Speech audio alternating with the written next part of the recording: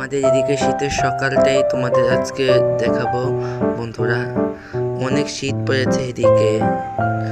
প্রথমে আমি ঘুম থেকে উঠে আমার হাঁস মুরগিগুলোকে ছেড়ে দেই এবং ছেড়ে দিয়ে দেখি তারা কয়েকটা ডিম পেড়েছে। আসলে চিনি হাঁসগুলো খাঁচায় ডিম পারে আর না, মানে চিনি হাঁসগুলো জায়গা বানিয়ে ডিম পারে, আর পাতি হাঁসগুলো পারে মাটিতে খাঁচায়। আর এগুলো আমার মুরগি ছেড়ে দিলাম, এখন দেখবো ডিম কয়টা পেরেছে। এই যে একটা উপরে পেয়েছি, এখন দেখছি আর পাওয়া যায় কিনা। বনের মধ্যে ডিম থাকে, তাই আমরা বনের মধ্যে খুঁজছি।